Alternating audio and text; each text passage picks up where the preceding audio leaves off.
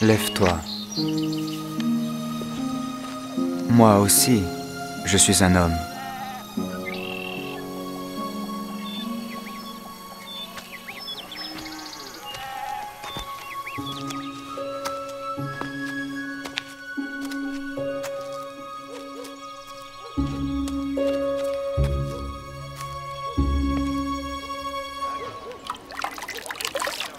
Tu es entré chez des incirconcis et tu as mangé avec eux.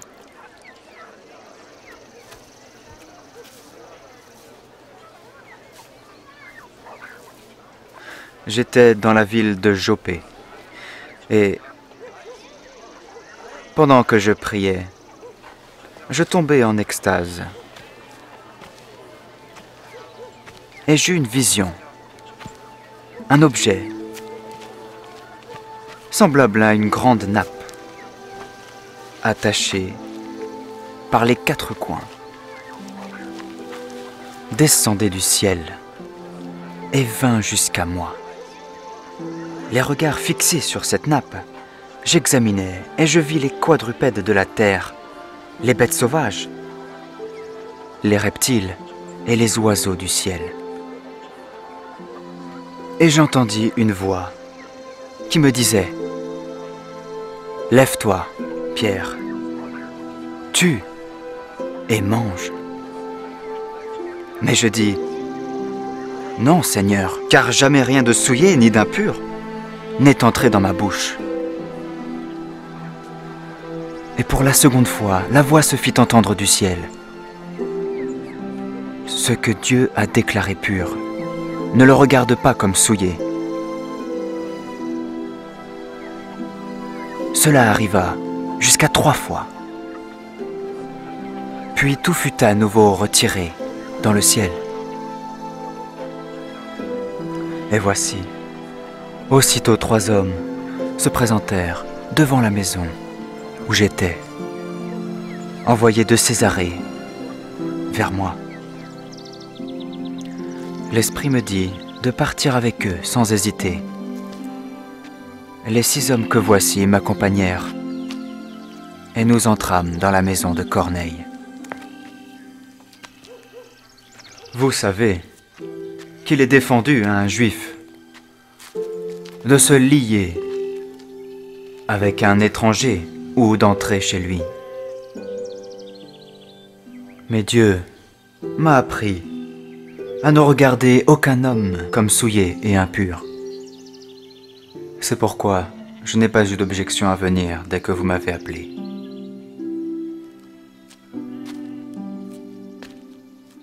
Je vous demande donc, pour quel motif vous m'avez envoyé chercher? Il y a 4 jours, à cette heure-ci, je priais à la 9e heure dans ma maison, et voici, un homme vêtu d'un habit éclatant se présenta devant moi et dit: Corneille, ta prière a été exaucée, et Dieu s'est souvenu de tes aumônes. Envoie donc à Jopé et fais venir Simon, surnommé Pierre. Il est logé dans la maison de Simon, corroyeur près de la mer, qui, quand il viendra, te parlera. Aussitôt, j'ai envoyé vers toi. Maintenant donc, nous sommes tous devant Dieu pour entendre tout ce que le Seigneur t'a ordonné de nous dire. En vérité, je reconnais que Dieu ne fait point exception de personne, mais qu'en toute nation, celui qui le craint et qui pratique la justice, lui est agréable. Il a envoyé la parole aux fils d'Israël en leur annonçant la paix par Jésus-Christ, qui est assurément le Seigneur de tous.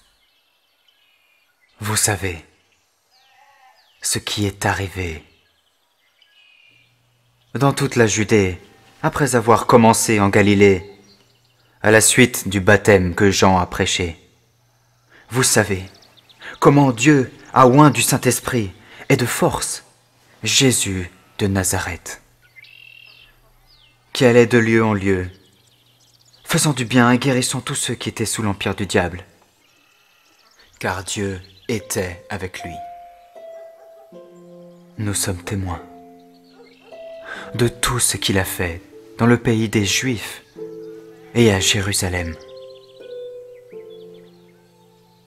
Ils l'ont tué en le pendant au bois. Dieu l'a ressuscité le 3e jour et il a permis qu'il apparût, non à tout le peuple, mais aux témoins choisis d'avance par Dieu, à nous qui avons mangé et bu avec lui après qu'il fut ressuscité des morts. Et Jésus nous a ordonné de prêcher au peuple et d'attester que c'est lui qui a été établi par Dieu, juge des vivants et des morts. Tous les prophètes rendent de lui le témoignage que quiconque croit en lui reçoit par son nom le pardon des péchés.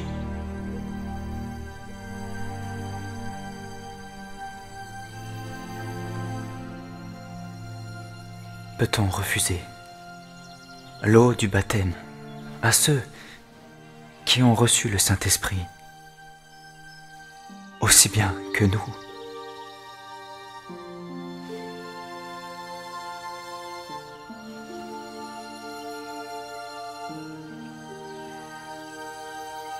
Et je me souvins de cette parole du Seigneur. Jean a baptisé d'eau, mais vous serez baptisés du Saint-Esprit. Or, puisque Dieu leur a accordé le même don qu'à nous, qui avons cru au Seigneur Jésus-Christ,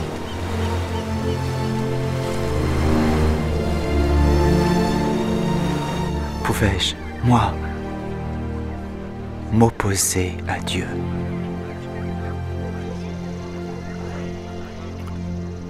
Tu as donc accordé la repentance aussi aux païens, afin qu'ils aient la vie.